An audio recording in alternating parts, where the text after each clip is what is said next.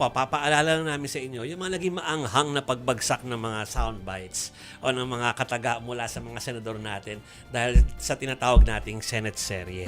So pakinggan po natin at panoorin ang mga soundbite na ito. Maghintay ulit, and at the same time magdarasal na sana pumasok sila dahil sayang po ang sweldo. Paano pag hindi nga dumating? Paano pag walang dumating ulit sa kanila? What Wala happens? tayong magagawa, sayang lang ang sweldo. So paano kung hanggang bukas wala rin? Hindi kayo Sayang pa rin ang sweldo, 300,000 mahigit, sayang. Taas ng BP, ng mga taga-majority, bastusan pakapalan. So what happens, sir, kung hindi sila dumating ngayon hanggang bukas? Wala. What can we do? Kung hindi, may basta't pasok ang pasok. Sir, hanggang anong oras kayo maghihintay, sir?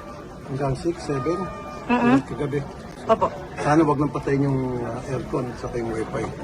Sir, confirm na talagang pinapatayan kayo ng aircon at confirm, wifi kahapon? sinadya. Di ba nandito naman kayo? Sobrang init. Wifi pa naman. Pero pag ginawa ulit yung Inaabot ko si Alan Peter Cayetano, kung matapang ka, pumunta ka dito bukas. Otherwise, tuwag ka. Nag-walk out sila dahil ayaw po nila na makaboto yung ilan naming mga kasama. Yun po, sa kanila mismo nanggaling yon. Objective ng walkout nila, sila ang maging majority.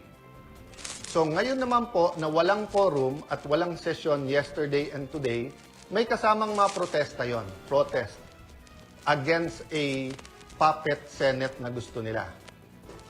Nag-walk out sila dahil ayaw po nila na makaboto Okay. yung ilan namin mga Napaliwanag naman na natin kanina. At napaliwanag, sumagot na din naman yung mga SB 11. SB11. Solid Block 11. 11. Kung ano ba talaga yung nangyari tungkol doon sa pag-walk out nila Yeah. before, idol ikumpara sa mga nagaganap ngayon.